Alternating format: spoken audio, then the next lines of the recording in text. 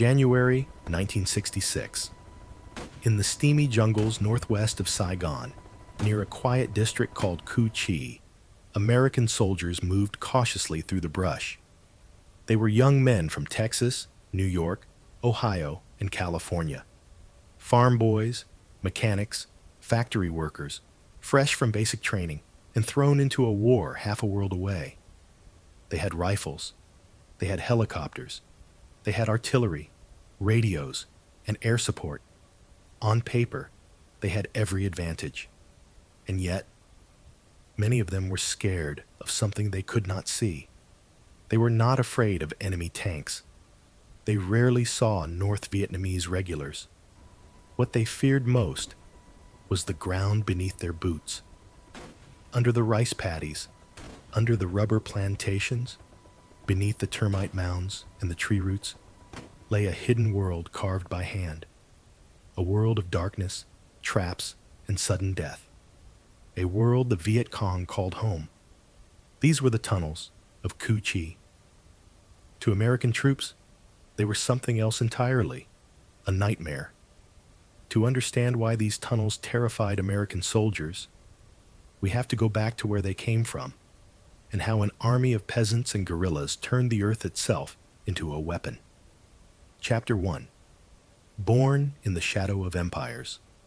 Long before American soldiers set foot in Vietnam, the idea of underground war was already taking shape. In the 1940s and 1950s, when Vietnam was still struggling under French colonial rule, local fighters dug primitive tunnels to hide from French patrols, store weapons, and escape after ambushes. They were crude at first, shallow, narrow, short, but every year of conflict taught the Vietnamese something new. Each raid, each bombardment, each village burned by a foreign army added another lesson.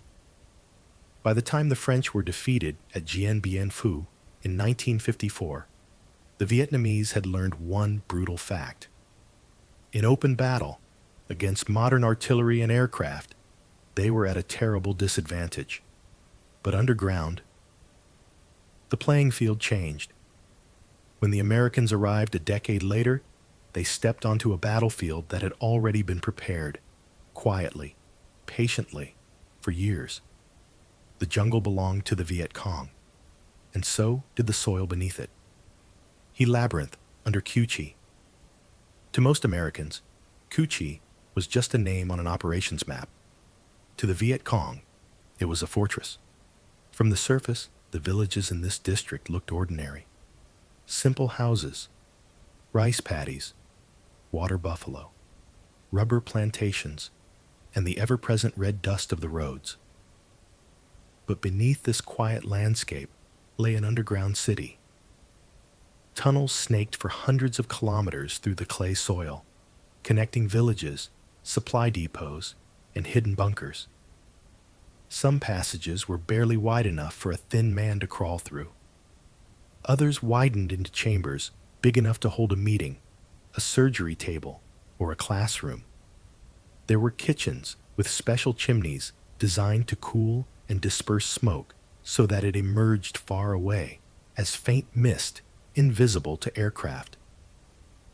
There were storage rooms stacked with rice, weapons, and ammunition.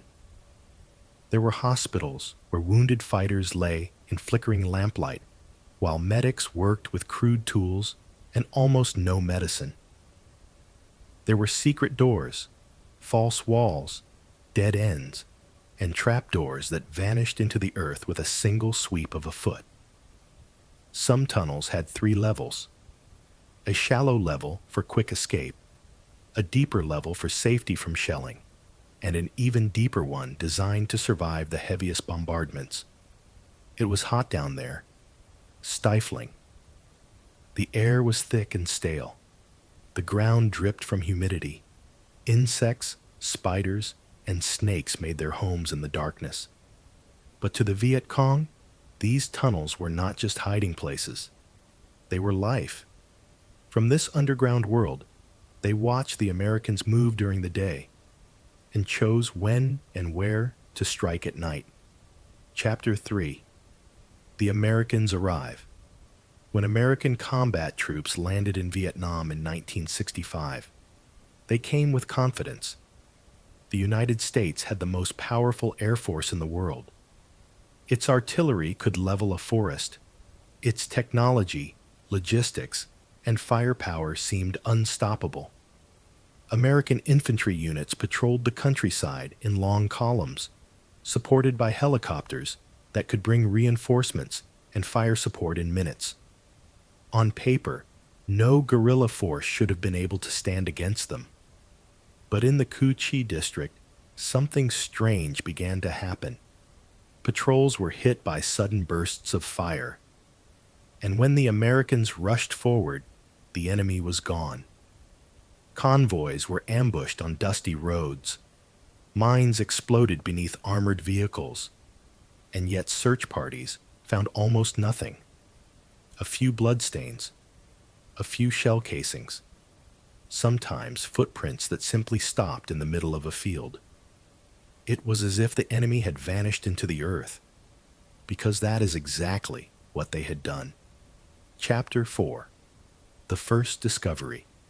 At first, American commanders believed they were dealing with small, isolated hideouts, a few holes in the ground, a few caches of weapons. But as patrols pushed deeper into the Cu Chi area, soldiers began to find more and more openings in the earth. Small, carefully camouflaged trapdoors, often hidden in termite mounds, under bushes, or inside houses. The entrances were tiny, too small for most Americans to use comfortably. They were designed for the narrow shoulders and lighter bodies of Vietnamese fighters. One day, an American soldier lifted a suspicious patch of ground and exposed a dark hole descending into the earth. He shined his flashlight down, but saw almost nothing, just blackness. The platoon leader ordered a grenade tossed inside. It exploded with a sharp crack, blowing dust and smoke back up the shaft. When the smoke cleared, there was still only darkness, no bodies, no screams, just a hole. Someone had to go down and see what was there. Enter the tunnel rats. Most American soldiers wanted no part of those tunnels. They had heard stories about booby traps made from sharpened bamboo soaked in poison, about grenades wired to trip threads, about snakes tied inside the darkness, ready to strike at the first movement. But intelligence was needed. The commanders had to know. How extensive were these tunnels? Where did they lead? How many enemy fighters were hiding beneath their positions? So, volunteers, or sometimes volunteers, were chosen. Small men usually. Thin, compact, able to squeeze into tight spaces. They carried as little as possible. A pistol, usually a .45 or a .38, a flashlight, sometimes with red cellophane over the lens, a knife, and their courage. They became known as the Tunnel Rats. It is easy to say the name now, as if it were just another unit nickname. But in Vietnam, among the men who had to crawl into those holes, it meant something else. It meant you were willing to descend alone into the unknown, knowing that every inch might be booby-trapped, that any corner might conceal an enemy fighter waiting in silence, that a single mistake could mean not just death, but a death in the dark where no one could reach you. Tunnel rats moved slowly, almost inch by inch. They listened for the faintest sound, the scrape of cloth, the click of a weapon, the hiss of an unseen snake. Sometimes their flashlights were turned off completely. Light could give away their position. They learned to feel the tunnel with their hands, reading the earth like blind men reading Braille. In the cramped space, there was no room to dodge, no way to run. If they met an enemy face to face, the fight would be at arm's length. Pistols were sometimes too loud and disorienting in the tiny spaces. Some tunnel rats preferred knives or silenced weapons.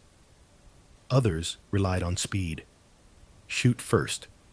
Hope to be faster than the man waiting for them. The men who went down into those tunnels were not always the biggest, the strongest, or the fastest, but they were, without a doubt, some of the bravest. Chapter 6. Traps, Terror, and the Mind. The Viet Cong understood something very clearly. War is not just about bullets and bombs. It is about the mind. Inside the tunnels, they turned that understanding into a weapon. They built fake branches in the tunnels that led nowhere, just to confuse and disorient anyone who entered. They dug pits lined with sharpened stakes. In some cases, the stakes were smeared with excrement to cause infection. Trip wires were placed at chest height, ankle height, anywhere a crawling man might brush against them. Those wires might be connected to grenades, to mines, or to swinging bamboo traps studded with spikes. Sometimes a tunnel would be just high enough for a man to crawl on his hands and knees. Then suddenly, the ceiling would drop even lower. The tunnel rat would be forced to lie flat and wriggle forward like a snake. In that position, with his arms extended in front, he could no longer bring his pistol to bear quickly. The Viet Cong knew this, and they sometimes waited just beyond such constrictions. For the Americans, claustrophobia was a constant enemy. Above ground, a soldier could at least run, dive for cover, or look around. In the tunnels, there was only earth inches from their faces. Every breath tasted of dust and damp clay. Every sound, heartbeat, breathing, the soft scrape of cloth on dirt, seemed amplified. Some men went down once and never went again.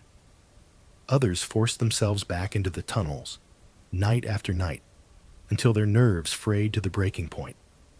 Everyone knew the same truth. If something went wrong down there, no medic, no helicopter, no artillery could save you in time. Operation Crimp and Cedar Falls, the war underground. By early 1966, American commanders could no longer ignore the tunnels. They launched major operations to destroy them. In January 1966, during Operation Crimp, thousands of troops swept through Cu Chi, searching for entrances, blowing up tunnels wherever they found them. They used explosives. They poured gasoline and water into tunnel systems. They called in airstrikes and artillery. For a brief moment, it seemed they might have broken the underground fortress. But the tunnels were resilient. When one entrance was destroyed, another remained hidden. When a section collapsed, the Viet Cong dug around it. In early 1967, Operation Cedar Falls targeted the so-called Iron Triangle, an area of dense jungle and villages north of Saigon that was riddled with tunnels. Again, American forces came in massive strength. Again, they captured weapons, documents, and supplies.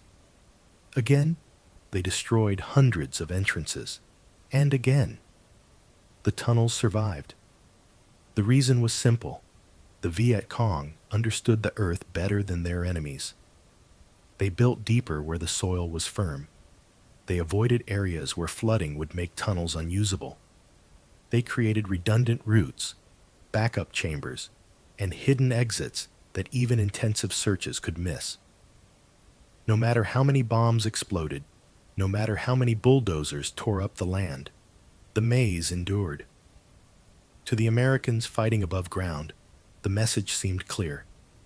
You could clear an area by day, but you could never be sure what remained below your feet by night. Chapter 8. Living Above a Ghost Army. For American soldiers stationed in Cu Chi, the psychological strain was constant. They slept in bases that, in some cases, were built right over old tunnel networks. They walked on red dirt that might hide a network of passageways just a few meters below. They knew the Viet Cong could emerge behind their lines, fire a few shots, plant a few mines, and then vanish. Some nights, sentries reported hearing faint sounds beneath the ground, muffled digging, whispers, or the scrape of tools. Most of the time, nothing came of it. But the effect was powerful. The enemy was no longer just a figure in front of you, firing from a tree line or a hedgerow. The enemy could be anywhere, under your bunk, under your foxhole, under the road your convoy would take in the morning. This constant tension wore men down. They began to see any mound of dirt as a possible trap. Any villager might be a tunnel guide or a Viet Cong fighter in disguise. Even the ground seemed untrustworthy. Chapter 9. Why the Tunnels Worked. The tunnels of Cu Chi did not win the war by themselves, but they accomplished several crucial things. They gave the Viet Cong mobility in a territory dominated by American air power. Helicopters and bombers could devastate the surface, but had little effect on fighters deep underground. They allowed small units to survive next to vastly superior forces. A village might be cleared by American troops in the morning and declared secure. By nightfall, Viet Cong fighters would emerge from the tunnels, reassert control, and punish anyone who had cooperated with the Americans. They also transformed the psychology of the battlefield. The Americans were trained and equipped for conventional warfare, clear objectives, visible enemy positions, and a clearly defined front line. The tunnels erased those lines. The front was everywhere. Danger could come from any direction, above, ahead, or below. Most importantly, the tunnels turned time into a weapon.